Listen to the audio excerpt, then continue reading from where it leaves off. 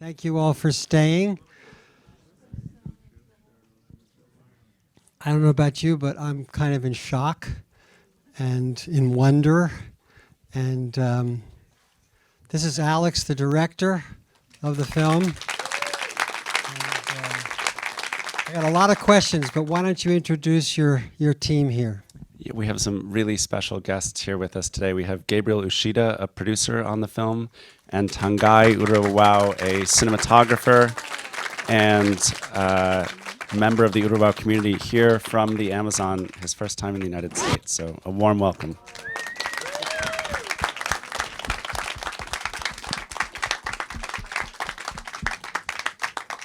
Thank you all for coming. Is this your first time in Sag Harbor? Great. Well, we welcome you. We welcome you. Is this your first time in Sag Harbor? No, second time in Sag Harbor. Second time in Sag Harbor. So tell us how this film came about, Alex.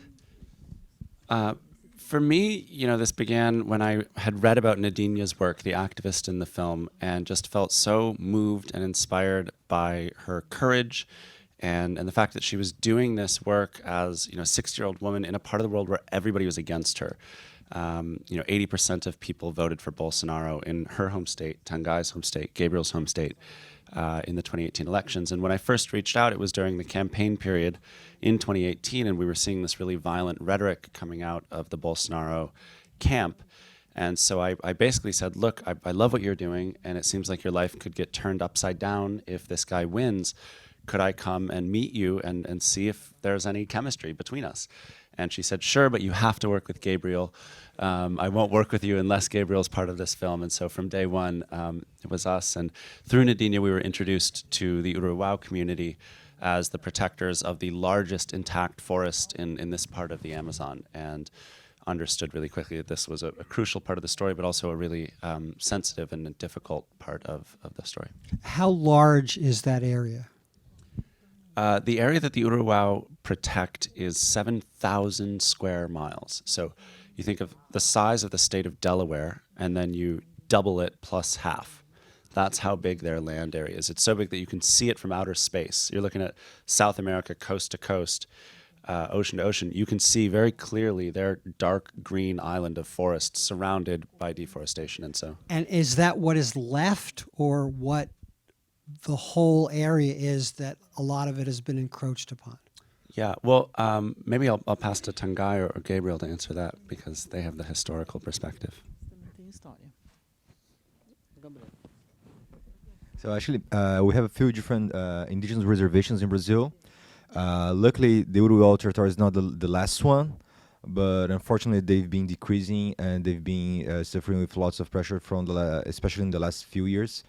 But we still have lots other indigenous reservations, but they have one of the largest ones in the Amazon. And I'll also say that the Uru-eu-wau land is critically important, not just ecologically, because it presents, as Nadinya said, this barrier to the rest of the Amazon being accessed and deforested and turned into private property, but also because their land sits at the highest level of legal protection in Brazil. It is demarcated before Brazil got a new constitution in 1988. And so the fact that their land is sovereign indigenous territory is enshrined in the Brazilian constitution. And so any changes to the boundaries of their land affects all of these much more vulnerable indigenous territories downstream, legally speaking, of theirs. So when did you start filming? We started in 2018, in late 2018, just before Bolsonaro came into power. And then we finished the film for Sundance this year, January. And then we actually reopened it. So I'm glad you guys saw this version, not the Sundance version, because it got 20% better, I would say, with some really key re-edits and a lot of work to the sound and score as well. And how much time did you spend down there? How many trips did you make? And I was a working cinematographer through the making of this film, and it was independently financed. We were so lucky to get a massive distributor like National Geographic that can help millions of people all around the world see it. But through the making of the film, it was an independent project. And so I would come back to New York City, where I live, and shoot on other people's films. I shot on The First Wave, which I know was in Long Island as well. And so 8 trips in total, about 14 months of time spent in Brazil. Wow. And Gabriel, how did you were the deal breaker. you had to come on. Are you a film producer? What's your background? So yeah, I studied journalism, but I was always like on filmmaking and videos in general. And then like in 2016, I moved to the Amazon. I'm originally from São Paulo, which is far, far away from the Amazon, but I moved there in early 2016. And running since the beginning, I started working with Neidinha, the activists, and Tangãi and the Uru-eu-wau people. That's why I was part of the deal, because they were already my friends. I speak a little bit of their language. We were sharing knowledge of and learning how to use the cameras together, to use the drone together. So in a way, it was kind of, I was already there. The story was happening all in front of us. So, and I was somehow there. The film feels like it's a war movie. I mean, it is a war movie. And so what were the challenges for you as a producer to make this happen, to help it, and to protect everyone as much as you can? This is intense. It is unfortunately very risky to work there. For example, you saw Neidinha, she has been receiving death threats since forever. So like lots of other Uru-eu-wau guys, they've been receiving death threats as well. Journalists, for example, the British journalist Don Phillips, he was murdered there in the Amazon. I myself, before the film, I have also received death threats there, so it's super risky, super dangerous. It's like a war zone, you know. The difference, I've been covering conflicts before. I've been covering like terrorist attacks, for example. And the difference is that whenever you go to a proper war, you have like a sort of a map. You have a scenario. You know where things are happening. We know which side, like where people are. Down there in the Amazon, everything's just so spread. You don't know, like it's this massive chunk of forest, and everything is everywhere. So you don't know where the corrupt police is. You don't know where the invaders, miners, loggers. Everything's everywhere, and you're out of reception. There's also like the animals that sometimes can be dangerous for you. Like there's lots of snakes everywhere. There's jaguars. So it's pretty risky, but it was a good challenge, and we managed to keep everyone alive and safe. And we've been working with during the production of this film. Of course, it was key and was super important for us to keep everyone safe. But not only during the production of the film, we're still working with them. We have a very long impact campaign. We've been working with Neidinha, her organization, to empower them and to increase their protection there. So it's still an issue for us. Tangãi, again, thank you so much for coming and participating. I want to ask you, before the filmmakers came, had you had other outsiders come and film you? Had you had other outsiders come and try to work with you in your villages?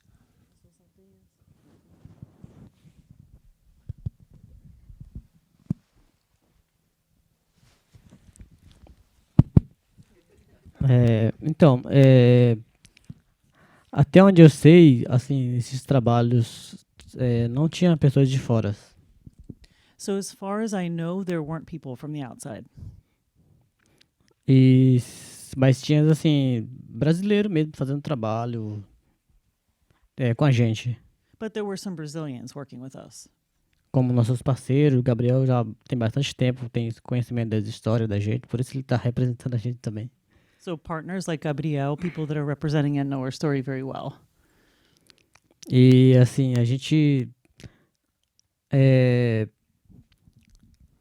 O trabalho que a gente fez com o Alex foi mais para divulgar para o mundo ver como está sendo feito o nosso trabalho.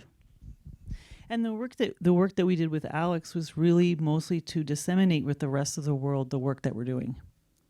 E isso foi muito importante tanto para mim, para o meu povo. And this was really important both for me and for my people.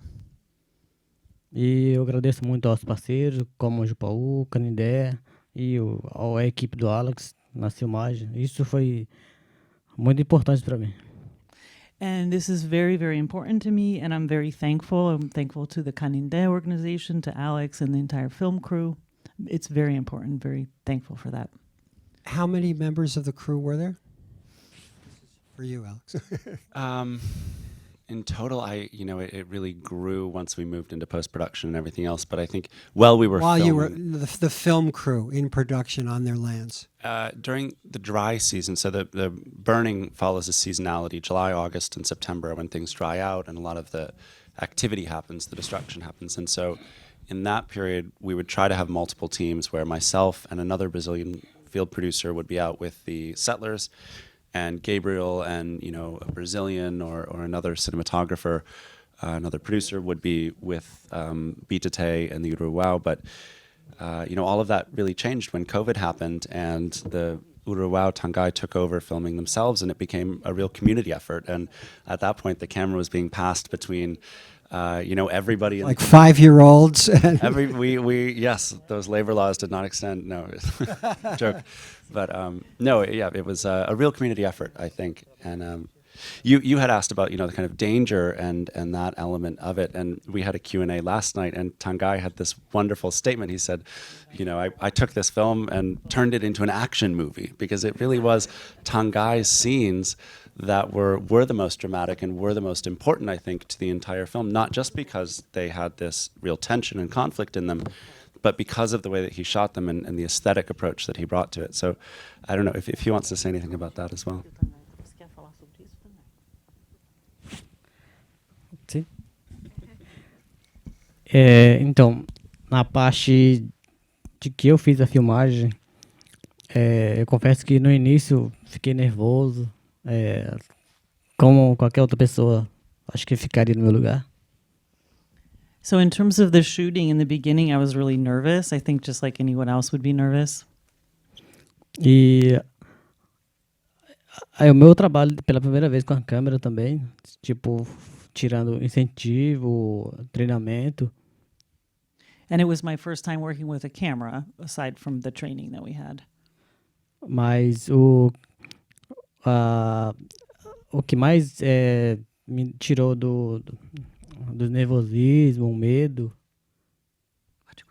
E aí é que eu já tinha foco de como a base de como trabalhar no momento da ação. But what really led me to not be so nervous anymore was because I learned how to shoot action scenes. E por mais que foi tudo muito rápido, eu também me adiantei e pensei rápido, conforme estava acontecendo naquele momento. And even though everything happened really quickly, I was able to think really quickly too as it was happening. E o que eu não perdi é o foco, a parte principal que eu estava filmando naquele momento. Foi onde a filmagem ficou do jeito que a gente esperava, né? And when I didn't lose focus, that's when the main scenes that we wanted looked like we wanted them to look. Tanto é que a gente não teve, na verdade eu e o Bita, a gente não teve esse, como é que eu posso dizer, planejamento, né, no caso. A gente só simplesmente foi, vamos fazer nosso trabalho. And Bitate and me, we didn't really plan things. We just went and did our job. Mas eu pensei rápido e pensei comigo mesmo. E foi onde que eu busquei a melhor parte, melhor ângulo para que a filmagem chegasse do jeito que eu esperava. O Alex esperava. Confesso que talvez ele não esperava no momento. Só sei que a gente ficou bastante, como é que eu posso dizer, emocionado quando ele viu. Ficou bastante feliz também. Eu estava no dia que ele começou a ver o vídeo que eu gravei. And so I was able to really think quickly myself, think about the angles, to really get the images that I was hoping to get and that I think Alex was hoping to get. Although I don't know how much he was expecting. It was actually really moving, and I was really happy too when I saw him seeing what we had captured. E o Alex me passou essa câmera talvez ele confiava em mim, na minha responsabilidade, que eu pudesse fazer esse papel. E eu fiz, eu acho que o que estava no meu alcance. E para mim foi um trabalho assim maravilhoso, apesar da dificuldade, né? And Alex gave this camera to me, and he trusted me with that responsibility and with that role. And I think I did what he wanted me to do, and I was able to reach that within what I could do. And it was really a wonderful experience, despite the difficulty of it. E nesse dia foi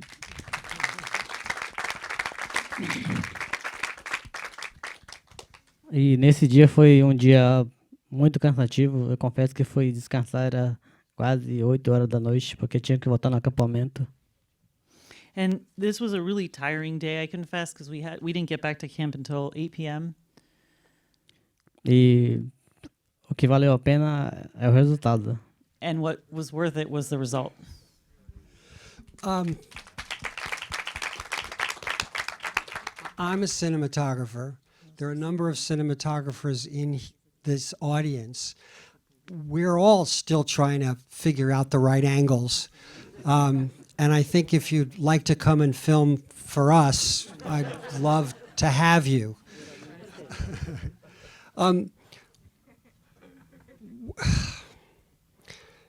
So you learned to speak the language. I speak some Portuguese. I arrived knowing nothing. Gabriel speaks a bit of Kawahiva, the language that the elders in Tangai's community speak. I speak zero Kawahiva. You speak zero. And so you're going into a place where often you have to translate two languages. And so how was that as a challenge for you as a director in trying to figure how to make a film? Yeah, that's a great question. There's so much in that question, I think. There were multiple ways that things had to be translated. So the elders in Bitate's community, his grandfather, for example, don't really speak Portuguese. Right. They speak Kawahiva. Bitate speaks Portuguese very well, speaks a little bit of Kawahiva, speaks enough Kawahiva.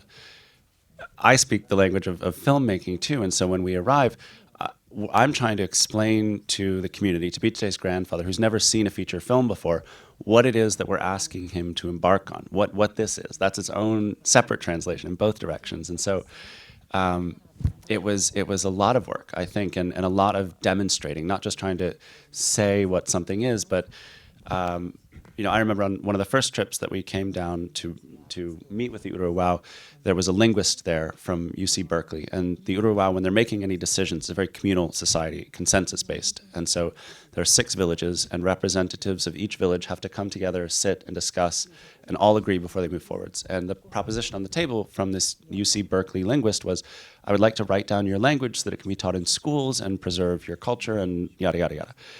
And the elders came and sat and discussed and said, we're really not into this because we know what happens when people like you come in and write down our knowledge.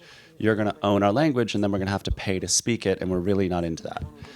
And another translation thing, And so for me, that was this really important moment of realization that so much had been taken and stolen and extracted from this community by people that looked like me and behaved culturally like me. And on the flip side of that, the idea of ownership and narrative autonomy was going to be really important to this community if we were going to embark on this together. And so we then on the next trip brought some really simple cameras and said, okay, let's have an exercise, sort of icebreaker almost. Like, point the camera at me, see how it feels to be the one asking the questions. Ask me why I'm here. Ask me how much money I'm making on this. Ask me whatever you want. And through that, I think we established a sort of honest dialogue about what filmmaking is, what each other's goals are through the process of making this film, and then built a foundation of trust that allowed us to embark on these next stages of the project. Thank you. COVID has been a horrible thing for all of us around the world, and probably more dangerous for you and your people than those of us sitting here. But I wonder if you would have taken on the role of filmmakers had it not happened. And to be the filmmakers, as a filmmaker, we always say that you want to get deep into the subject. Well, in this film, you are not only the subject, but you become the filmmaker. So Alex couldn't have gotten as deep as you were able to get, and very successfully, clearly. Do you feel that you would have made that extra step into being filmmakers had COVID not happened? Bom, eu acho que tudo aconteceu por acaso, né? Porque a gente dá o melhor de si para que faz as coisas certas, do jeito certo e da maneira que o resultado sai nota 10. Né?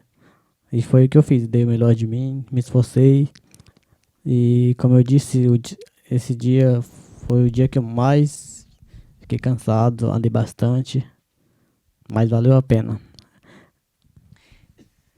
I think it all happened very randomly, without any planning. You know, we do our best.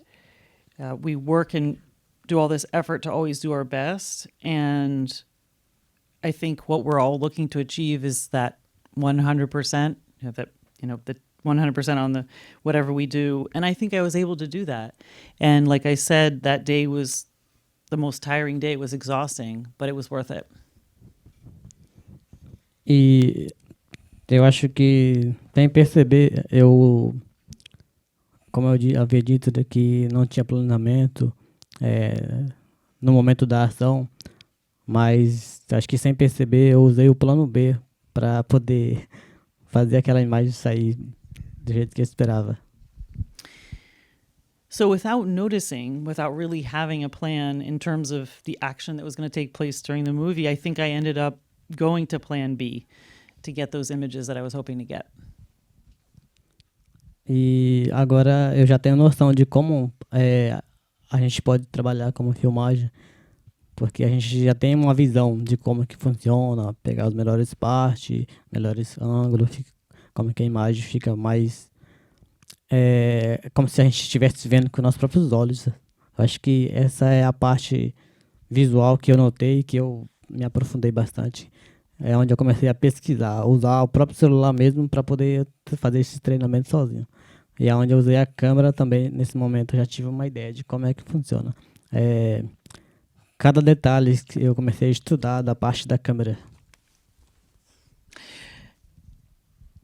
And so now I think in terms of filming and that knowledge, I really learned a lot, and I have a much better idea of the vision of filmmaking, in terms of angles, how to make it look so that it's really as if it were being seen through one's own eyes, and really deepened my knowledge in terms of the visual and audiovisual.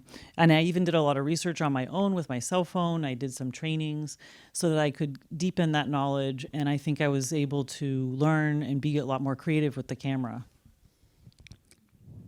E no início a gente, acho que ninguém nasce aprendendo ou sabendo tudo. E conforme eu fui recebendo algumas aulas, alguns um treinamento com o Gabriel e o Alex, foi onde eu fui aperfeiçoando mais assim a forma de filmar, a direção. Tanto é que uma vez o Alex estava na aldeia, ele me colocou como diretor dele, e aí a gente fez um treinamento básico. Talvez ele na minha visão, ele tava só me treinando, me testando, né? Mas sabe que na hora eu não tive ideia do que ele só me disse assim: você vai ser o diretor hoje, eu vou ser apenas um participante. Aí foi beleza. We're not born knowing everything, but with classes and training that I did with Alex and Gabriel, I was able to really perfect myself in the work of doing film and direction. There was this one time that Alex made me the director. He sat us down and said, okay, now I want you to be the director. And I think this was a way that he was kind of giving us a basic training and maybe even some kind of test. But I didn't realize that at the time it was a test. I thought he was just giving us a training. But he said, yeah, I want you to direct me now, be the director of the film. And actually, can I just add one thing? And actually, even before we started the film, they were already using cameras during their surveillance missions. In order, like when they were organizing their patrols to go and catch invaders, they were already using cameras. Because they knew it was important to produce proofs of the deforestation, of the environmental crimes, but also to protect them. And they're still using cameras nowadays. And also, like, we are very privileged to have Tangãi in our team, but Tangãi is not the only one. We also have indigenous people as executive producers. There are lots of them in our team. So it was not only like a collaborative filmmaking. They are co-producers of the whole film, like officially and legally as the other production companies. Great. Gabriel, tell us, have both sides of the story seen the film, and what are their reactions? So yeah, after we finished the film, we showed the settlers' scenes to Sergio, and Alex can actually he had this conversation. He can explain better than me, but they felt pretty fine with those scenes. They felt that they were fairly represented. And I think Alex had the conversation. That's up to you. Yeah, Was it just the settlers seeing their own scenes? Yeah, that felt like the extent of what I felt like I owed Sergio in terms of our social contract. I told him, we were very upfront with everybody from the very beginning, that we are filming with multiple sides of this story. You are not the only perspective represented here. And it's important to note as well that the impetus to reach out to these farmers and settlers came from Bitate and Nadine, who said, look, if you're going to do something bigger and deeper than the quick news reports, you owe it to everybody to go out and try to investigate the source of this conflict. And so, it was always a tenuous relationship. Like, everybody knew that we were filming with both sides of this. We'd tell Nadine and Bitate, hey, we're going to go dark for 2 weeks and film. We can't tell you who we're with. We can't tell you where we are. You guys understand. Go film with these guys. Say, all right, we'll see you again when we call you next. And that was the way that relationship went. I think there's a real opportunity to use the film in frontier high schools and communities like Sergio's and Martin's. Now that the election is over, it was really difficult through this year, just politically. But yeah, one of the things that I think the Bolsonaro government has done a really good job with is convincing poor, marginalized people, who I have a lot of sympathy for, Sergio, as a disenfranchised, landless farmer. But the big lie there is that they've convinced him his enemy is Tangãi, Right. another disenfranchised person, rather than looking up at the power structures larger than them that have created this conflict where it need not exist. And why not show Tangai's people to the settlers? The whole film. Just a straight up security issue. There's dozens of these associations lining the edges of Tangai's territory. And so we chose to work with an association that was very far from Tangai's community, so that there was no potential of meeting each other in the forest at some point or something like that. I'm also very confident that they had nothing to do with Ari's murder, but it's an invisible war, and so. And has his people, those tribes, have they seen their parts? I'll let Tangãi answer. Yes, we watched the whole film. Do we have a question? Yes. Very well in the film. I'm curious because this is for Tangãi and maybe for Gabriel as well. Telling your own story was very powerful and an important part of the success, I think, of this film. And having the technical capacity that you've learned over the last few years to be able to do that was very important. And I'm just wondering, in terms of the future, because this was in a way a one-off, you now have the technical capacity, you have the equipment, but things break down over time. I don't know if there's a financing stream, but how do you see what you've learned and the abilities that you have to tell your stories more effectively? How do you see that playing out in the future? Is it something you want to continue with in terms of being able to communicate your issues, your challenges, and how would that unfold in the future? This is for Tangãi, not Alex. I think it's for Tangãi and maybe Gabriel as Good. well, because he's involved in what's going to happen in the future, presumably. Very often I hear filmmakers or photographers saying that they are working on an issue in order to raise the awareness on that issue. I think that's fair enough. But with this project, we are trying to do more than that. We should go one step beyond, further away.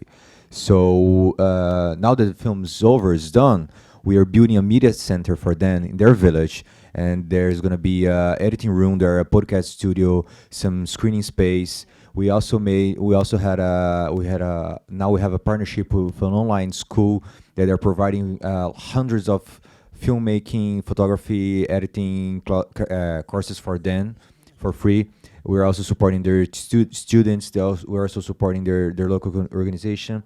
We're getting more and more cameras. We just got. He said that there are a few filmmakers there. We just got 3 red Komodo cameras, which I don't know if everyone is aware, but they're pretty good professional cameras, and we're having more drones, and so we're still working together, and we're gonna keep working together. But I think that Tangãi can talk about his next plans. A pergunta era sobre o que eu penso pro futuro. Tá. Eu, na verdade, assim, eu não quero parar por aqui nessa questão da filmagem, porque na minha comunidade precisa de... eu acho que tem muitas coisas precisando ser registradas, na minha visão, porque como eu moro na minha comunidade, eu sei que existem histórias, existem lendas,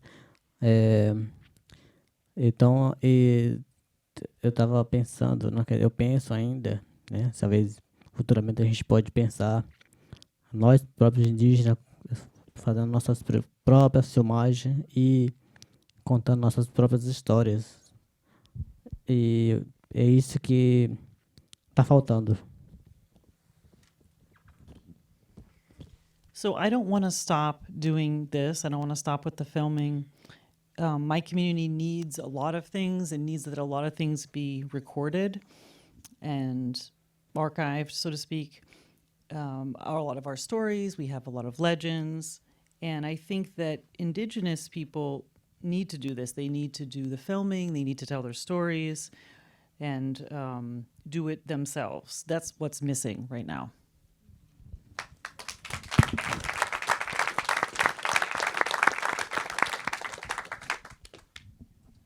Eu estou falando isso porque a gente, como estudante, já fui estudante, terminei o ensino médio, graças a Deus, já vi muitas histórias no livro que são contadas do povo.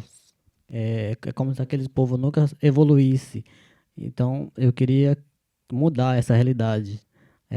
Cada povo tem seu costume, tem suas línguas, tem suas crenças, mas o que eu leio no livro é de um povo baseado em todos os povos com etnias diferentes. Eu acho isso absurdo. Eu acho absurdo. Because, I've been a student, I've studied things before, and I've read things in the books about Indigenous communities and things like that they don't evolve. It just seems like they're just monolithic. And I think that really needs to change. Each Indigenous community has its own language, their own beliefs, their own customs. And when you look at it in books, it seems like we're all represented as if we were just one. We were all the same and we didn't have differences among us. And I think that's absurd. I think it's really absurd.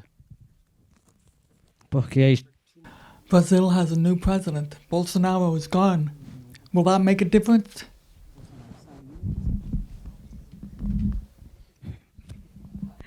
Tá. Então, eu acho que o Lula ele já foi presidente uma vez e algumas coisas mudaram, como algumas portas da universidade, por exemplo, a gente teve chance de estudar, mas assim, a gente espera que melhore bastante, mas assim, nós indígenas, sabe que todo governo, cada um tem seu interesse pelas coisas, pela ajuda, e a confiança que a gente tem nós, próprios indígenas, por enquanto está em 70%, mas algumas portas estão se abrindo, oportunidades também estão aparecendo, e vamos ver a partir do momento que ele toma posse de verdade em diante. Well, Lula was president before, and he did change some things. He opened up opportunities for us to go to the university to study there. So we are hopeful, but every government, they do have their own interests in mind, things that they want to do that they might want help with. I think right now the trust that we have in him is about 70%. There are some opportunities that are showing up. Some doors are opening, but I think we're really going to see what it's like when he really takes office in January. I think we have a budding politician among us. Do we have one more really good question? Charlie. Anga's age. I'd like to know how old he is. Eu vou fazer 29. I'm going to be 29. Wow. Okay, that wasn't a question. Way over here. Wait. There's a microphone coming. You mentioned that there's really rich customs in your village and across the different communities. And I noticed your headdress and some painting, body painting, and then facial tattoos in the film. Could you share a little bit more about that custom? That was a good question. Então, como eu disse anteriormente, no mundo, assim como existem vários países, no Brasil também existem vários povos. E existem várias línguas, várias crenças. E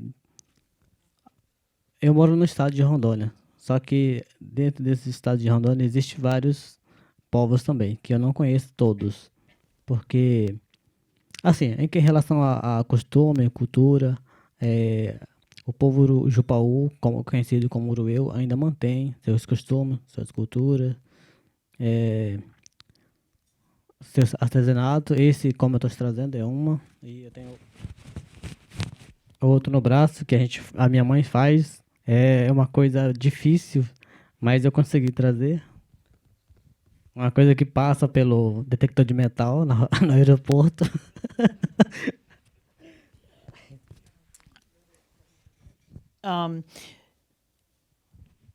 So just as there are many countries in the world, there are also many communities in Brazil, different indigenous communities in Brazil. We all have our own languages and our own beliefs and other things. I live in the state of Rondônia, and there are many different communities there. I mean, I don't know all of them. But in terms of your question, the Jupaú people, also known as Uru-eu-wau-wau, we have maintained our customs quite well. So we have our cultural customs. You can see one of them here. I also have this bracelet that I was able to bring. This is something that my mother makes. And it was really difficult to bring it here because it actually goes off when I go through the metal detector. So it wasn't easy to bring. E eu tenho bastante conhecimento da minha cultura, no caso. Eu sei falar minha língua, como meu próprio povo também. E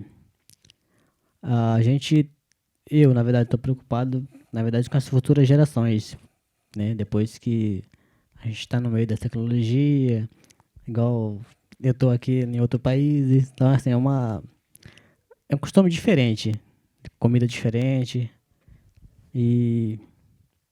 Mas, assim, eu sempre falo para mim mesmo que eu estou em outro país não porque eu quero conhecer para poder ficar, mas sim conhecer para fazer troca de conhecimento, troca de cultura.